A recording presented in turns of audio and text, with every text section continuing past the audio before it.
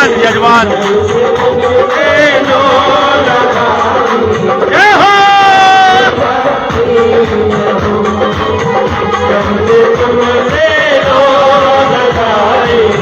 मैं बड़ी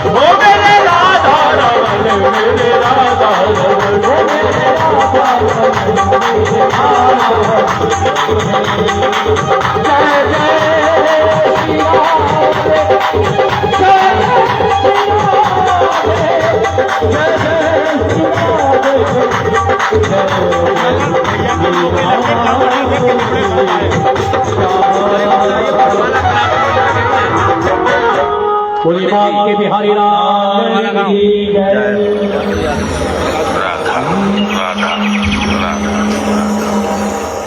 लाइव चल रही है उसमें।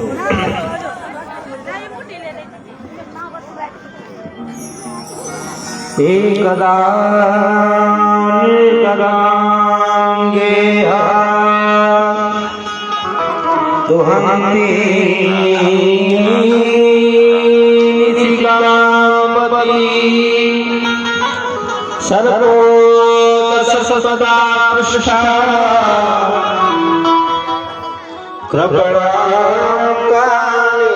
कृपणाकालेन्द्रियो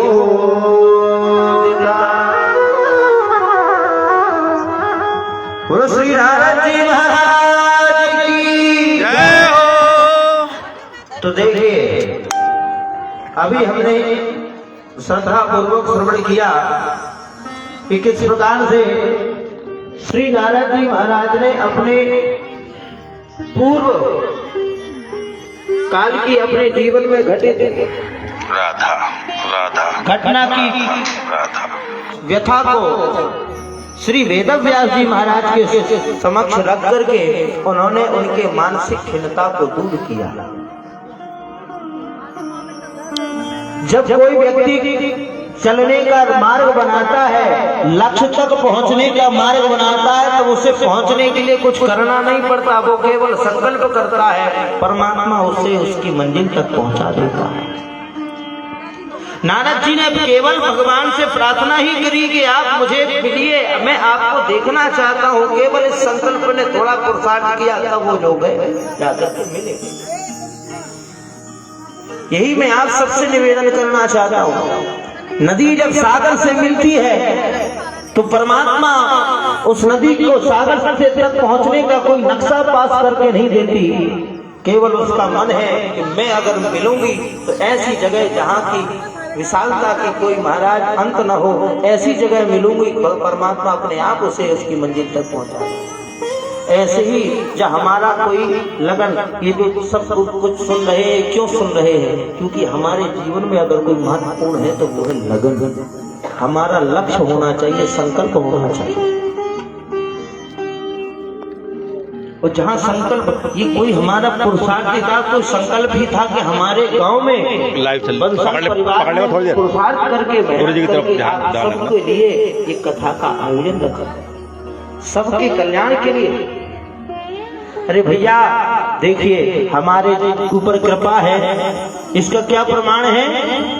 अरे इसका प्रमाण ये है कि हमारे ऊपर मालिक की कृपा है, इसलिए हमें कथा मिल गई, और वो भी खाटू श्याम मंदिर के चरणों में मिल गई, मंदिर के प्रांगण में मिली। और विशेष कृपा ये हुई कि हमारे मध्य में ब्राह्मण देवताओं का शुभारंभ हो गया। इनके लिए जोरदार तालियां बजाइए आप सभी लोग। इनके लिए ब्राह्मण देवताओं का आशीर्वाद अगर मिल जाए और इनके दर्शन मिल जाए तो समझ लेना अब भगवान भी हमें जरूर मिलेंगे। अच्छा, भगवान मिलेंगे तो भगवान का मिलना क्या होता है? बोले कि मिले मिलाए भगवान से जो परिचय करा दे वही तो गुरु होते हैं। भगवान दूर नहीं है जो मिलेंगे, बस उन्हें प्रकट करने की क्षमता होनी चाहिए। पानी में करंट है, पानी के अंदर करंट है, ये जानना तो ज्ञान हो जाता है, लेकिन उसे प्रकट करके तारों के माध्यम से घर घर पहुंचा देना ये विज्ञान हो जाता है। भक्ति कौन होती है? बोले कि हम भगवान जानते सब जगह हैं, ये तो जानते हैं, तो अभी हम केवल साधक हैं। और जब अपनी भक्ति को प्रबल करके, जैसे प्रहलाद ने खंबे से प्रकट कर लिया, इसलिए हम भक्ति हमारे जीवन में आ जाती है। भक्ति और साधक में यही साधना करना हमारा कर्म है। और जब हमारे द्वारा साधना से परमात्मा प्रसन्न हो जाता है और जब वो किसी न किसी रूप में आकर आपको दर्शन देने लगता है, तो समझ लेना अब हम भक्त हो गए। तो हमारे ऊपर भक्त हैं और हमारे ऊपर भगवान की बड़ी कृपा है, इसलिए तो ब्राह्मण देवता है।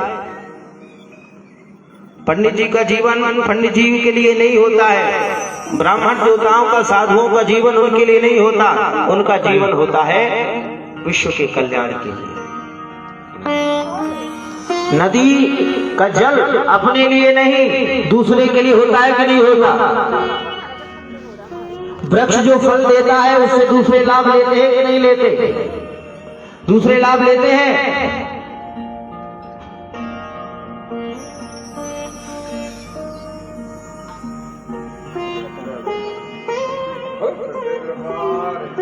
जय हो जय हो जय हो जय। सम्मान करते हुए ग्राम प्रधान। जैसे सूर्य का जीवन अपने लिए नहीं सबको प्रकाश देने के लिए होता है, ऐसी गौ ब्राह्मण और महंतों का जीवन अपने लिए नहीं होता, हम सबके कल्याण के लिए होता है। मेघ आकाश में जाते हैं और आकाश में जाकर के सब जगह वर्षा करते हैं, किसके लिए? ताकि मनुष्यों का भी हित हो, पृथ्वी का भी हित हो। ऐसे ही साधु संत सब जगह भ्रमण करके आते हैं और अपने आशीर्वाद देते हैं। किसके लिए? हम सबके कल्याण के लिए। बोलो राधे राधे राधे राधे। ये वही लोग हैं जो सदा दूसरे का हित चाहते। हम भले ही इनके साथ कुछ गलत करें, लेकिन ये हमारे साथ कभी गलत नहीं करते, हमारा अच्छा ही सोचते हैं। लोगों ने, हमने कहा था कि कलयुग को परीक्षित को श्राप मिला, तो श्राप मिलते ही क्या किया उसने? कलयुग ने जाकर के तुरंत जो है परीक्षित के माथे पर मुकुट के रूप में बैठ गया और साधु और ब्राह्मण का अपमान कराने लगा।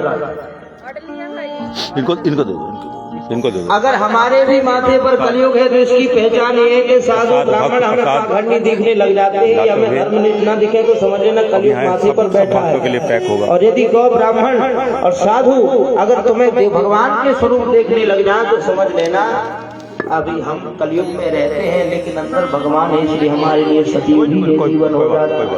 एक वापन्नी थी ना, तो हमारे मन में ब्राह्मण देवता बधाए हैं, हम सबको आशीष देने के लिए, हम सबको आशीर्वाद देने के लिए हम इनका खूब खूब स्वागत करते हैं, इनके चरणों में प्रणाम करते हैं। बोलो वृंदावन में हरि लाल की, कृष्ण कन्हैया लाल की जय हो। तो इस प्रकार से श्री नारद जी महाराज ने 4 श्लोकों का व्याख्यान वेद व्यास जी को दिया। वेद व्यास जी समझ गए कि मैं अपने बल से दुनिया का कल्याण नहीं कर सकता, मैं अपने बल से कुछ चमत्कार नहीं कर सकता। चमत्कार होगा तो तब जब मैं ईश्वर की भक्ति करूंगा।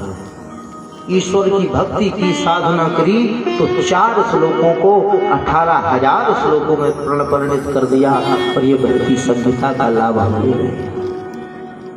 अब बोले कि भैया पढ़ तो लिया, मैंने रचना तो कर दी, लेकिन इसका प्रचारक होना चाहिए। प्रचारक कौन होगा? जो जन जन तक पहुंचा, जन जन तक इसका लाभ लेकर के अपना कल्याण कर सके, वो कौन होगा? तब उन्हें याद आया अपना बेटा सुखदेव।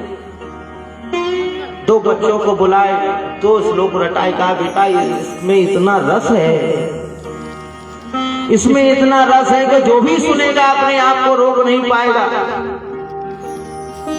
जब तुम्हें डर लगे तो तुम इन 2 श्लोकों को गा देना, चाहे प्रेत हो, चाहे कोई कष्ट हो, कितना बड़ी संकट हो, वो सब तुमसे भाग जाएगा। ये 2 श्लोक सदा तुम्हारी रक्षा करेंगे। बच्चों ने कहा ठीक है। 2 बालक जंगल में गए, उन्होंने देखा कि कोई साधु बैठा है, उसके शरीर में महाराज दीमक लगी हुई है, जाले से भरा भरपूर है। अब सुखदेव जी महाराज हैं, अब साधु कौन है जिसे ना शरीर का होश रहे, ना वस्त्र का होश रहे। साधु बाहर की चीजों को नहीं चमकाता, साधु अंदर की चीजों को चमकाता है। साधु दुनिया को दिखाता नहीं है, वो परमात्मा को दिखाता चाहता है। हम लोग दुनिया को दिखाने के लिए ही काम करते हैं। एक व्यक्ति ने पंखा दान किया, पंखा में लग दिया, पूज्य श्री रामदास जी महाराज के नाम से ये पंखा दान में दिया। अब वो बन गए पितर और वो लटक रहे हैं। तो बोले रामदास जी क्या करे, वो छत पर घूम रहे, मंडरा रहे हो। ये स्थिति है। थोड़ा सा जान करेंगे, उसे पर्ची में थोड़ा सा नाम होना चाहिए कि भैया हमारा जो है भक्ति छपाकर नहीं होती, भक्ति तो छिपाकर होती है। भक्ति बता करके नहीं होती, भक्ति तो मनन करने से होती है। तभी तो वो परमात्मा। दुनिया क्या दिखावा चाहती है? दुनिया क्या चाहती है? दिखावा। अगर कोई किसी से प्रेम करता है, अगर ना बोले